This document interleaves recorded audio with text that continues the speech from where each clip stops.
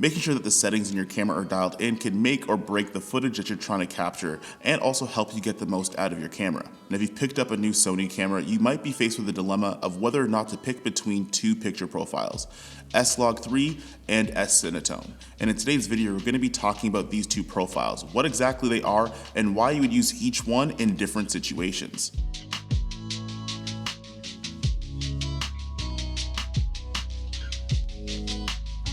This is just a video based on my experience, why and when I would use each one of these profiles. But if you want a lot more detail, you know where to get undone.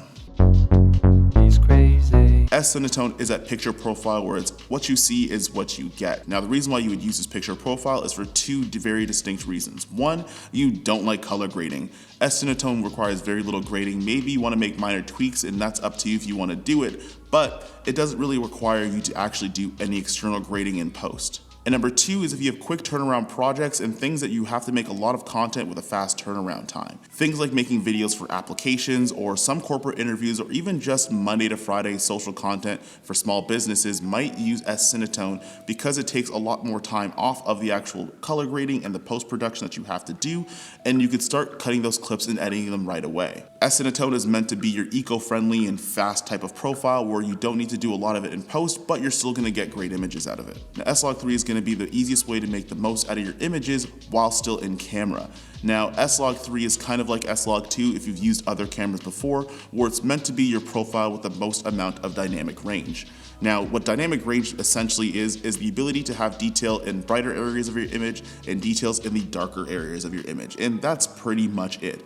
Now, S-log3 gives you the ability to get the most amount of that. So it is rated for 15 stops of dynamic range on S-log3 with the Sony FX6 and the other cameras that are around. Now, with S-log3, you have the most amount of range that you could actually manipulate your exposure or your color and really enhance the image quality out of your camera and also make the most of it and create some stylized looks. So why would or wouldn't you want to pick between these two picture profiles? Now, we went through all of the pros in terms of one being more of a quicker as you see it as you get, and one being more of the flexibility and to create a stylized look, but here are some cons as to why you might not want to pick one of these two. Now, in S-Cinetone, what you gain for pretty decent quality and faster turnaround is that you lose the flexibility in dynamic range. So S-Cinetone does have a lower dynamic range than S-log3. On top of that, if you really want to push and pull the colors the way you want to, even in 10-bit, that look is still baked in. So you don't get as much flexibility in post using S-Cinetone as opposed to S-log3. Now, on the flip side, if you're someone that doesn't know how to grade S-log3 footage or how to expose it properly, you'll find this a very difficult picture profile to work with. Log profiles in general, particularly S-log3, require a little bit more of a learning curve in terms of how to expose it properly in camera so you can get the most out of it in post-production. And if you don't have time for that, well, then it's not necessarily the picture profile for you. Now, one of the last few things in this world that are cheap is talk. So let's actually put these two picture profiles side by side and you can see for yourself where you would want to use each one of these picture profiles in different situations. Okay, so let's have a look at S-log3. Now, right off the bat, you're gonna notice it's a little bit grayscale. There's not any contrast or saturation. If you learn how to grade it in post, it does look pretty good. You have nice dynamic range, nice color, and nice saturation as well.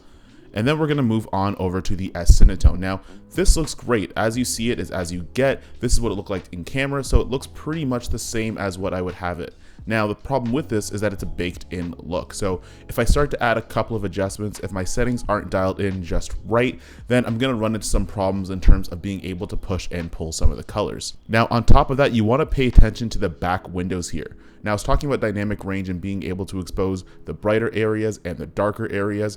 And on S-Cinetone, which you give up in having a pretty decent look right off the bat. Now, if you look at those windows, they're completely blown out and I can't bring any of that information back without destroying the rest of my image. So you have to be very careful. And if you're in a dynamic range situation like this, where you have to expose what's inside, but you also want to get some detail in the highlights, like through a window, you have to be a little bit careful and dial in your exposure and even your lighting properly to make sure that you get the most out of it. On the S-Cinetone side of things, if you're recording things like vlogs, sit-down talking head videos where the lighting and everything is set up just right, S-Cinetone is great because you'll have faster turnaround times and you'll save yourself in post. Things like behind the scenes footage, and even if you're doing client projects where things are quick turnaround and you have to make reels really quickly, or even talking head videos, S-Cinetone is a great profile that'll give you what you want in terms of your color, dynamic range, and overall image quality. Now, if you're somebody that wants to make a more stylized look, maybe you're working on commercial, or maybe you just have more time in the day to push and pull the colors out of your footage, S-log3 works perfectly great. And I still think that most people should learn S-log3 workflows in terms of its color grading. You're gonna be able to push and pull your image the way that you want to create a very unique look that's specific to your shooting style. As filmmakers and cinematographers, we're always developing our style that when people see certain types of work, we know that's that guy. That's him. And S-log3 is one way of being able to do that, to give you that flexibility. That being said, I hope you guys learned something about S-log3 versus S-Cinetone. I use both of these picture profiles for different situations, and I hope that you guys do as well. But leave a comment down below which one of the Sony picture profiles that you guys use the most. And if you like videos just like these, make sure you comment, like, share, and subscribe. And I'll see you guys in the next one. Peace.